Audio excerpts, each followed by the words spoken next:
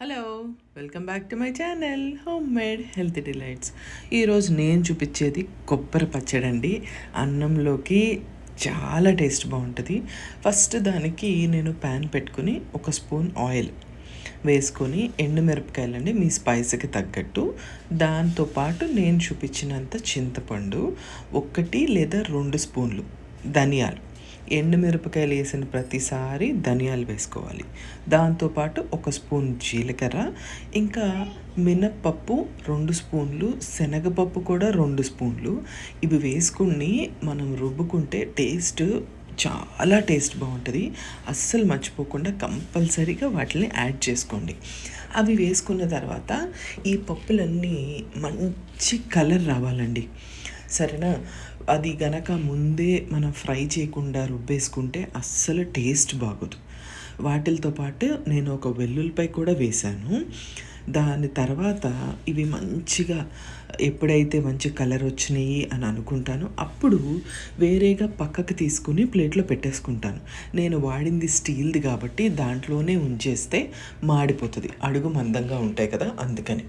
ఇది నేను కొబ్బరి ఎప్పుడు ఎక్కువగా తెచ్చుకుంటూ ఉంటానండి. తురిమేసి పెట్టుకుంటాను, లేదంటే ముక్కలు చేసి పెట్టుకుంటాను. అది 1 కప్పు తీసుకున్నాను. 1 కప్పు తీసుకొని ముందు మిక్సీ జార్ తీసుకొని నేను వేయించి పెట్టుకున్నాను కదా ఎండుమిరపకాయలు, పప్పులు, అవన్నీ వేసుకొని దానికి సరిపడినంత ఉప్పు, చిటికెడు మాత్రమే పసుపు వేసుకుని ముందు అవి గ్రైండ్ చేసుకోవాలి. ఎవరైనా సరే ముక్కలుగా తీసుకున్న కొబ్బరి ముక్కలు అయితే గనక అవి కలిపి వేసుకోండి. నేను తురివింది తీసుకున్నాను కాబట్టి ముందు నేను వీటిని గ్రైండ్ చేసుకుంటున్నాను. గ్రైండ్ చేసుకున్నాక అప్పుడు నేను ఆల్రెడీ రెడీగా పెట్టుకున్న కొబ్బరి వేసేసుకుంటున్నాను. కొబ్బరి వేసేసుకుని అస్సలు నీళ్లు పోయడానికి చూడొద్దండి. మ్యాక్సిమం నీళ్లు లేకుండానే ఈ పచ్చడిని రుబ్బుకోవడానికి ట్రై చేయండి. నేనైతే మిక్సీలోనే వేసేసాను. రోట్లో అయితే మాత్రం చాలా టేస్ట్ బాగుంటుంది. దాని తర్వాత దీనికి మళ్ళీ తాలింపు పెట్టుకుంటే చాలా టేస్ట్ బాగుంటుంది. ఎండుమిరపకాయలు మీరు ఆల్రెడీ ముందు వేశారు, బట్ స్టిల్ కొంచెం 1 లేదా 2 వేసుకుంటే చాలా బాగుంటుంది. మాకు చాలా కారం వస్తుంది అని అనుకుంటే మాత్రం స్కిప్ చేసేయండి. మెంతి గింజలు మాత్రం కంపల్సరీ వేసుకోండి, చిటికెడు మాత్రమే. అవి మాత్రం గ్యారంటీగా ఫ్రై అవ్వాలి, లేదంటే చాలా చేదుగా తగులుతాయి. దాంతోపాటు కొంచెం జీలకర్ర, ఆవాలు, శనగపప్పు, ఇంకా మినపప్పు ఇవన్నీ వేసుకొని దీన్ని మంచిగా ఫ్రై చేసుకొని, కరివేపాకు మిక్సీ చేసినప్పుడు వేసినా కూడా మళ్ళీ వేయండి, టేస్ట్ చాలా బాగుంటుంది.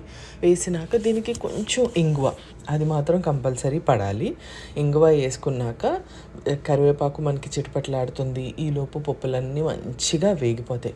ఇవి తీసుకెళ్ళి వేయించిన తాలింపు ఉంటుంది కదా, ఇది తీసుకెళ్ళి చక్కగా మనం పచ్చళ్ళలో కలిపేసుకోవాలి. పచ్చళ్ళలో కలిపేసుకున్న తర్వాత ఉప్పు సరిపోయిందో లేదో ఒక్కసారి చూసుకొని దీనికి ఇది అన్నంతో తింటే చాలా బాగుంటుంది. మీరు టిఫిన్లో కూడా తినాలి అని అనుకుంటే గనక వాటర్ కలుపుకొని దానికి సరిపడినంత సాల్ట్ కూడా కలుపుకొని అప్పుడు టిఫిన్లోకి తినండి. ఇలా గట్టిగా తింటే బాగోదు కదా. ఇడ్లీకి అయితే బాగా వాటర్ వేసుకొని మంచిగా తినాలి. ఈ గట్టి పచ్చడి అయితే మాత్రం వేడి వేడి అన్నంకి అయితేనే చాలా బాగుంటుంది. దీనికి ఇంక ఏ కూర లేకుండా చక్కగా మనం ఇలా తినేయచ్చు.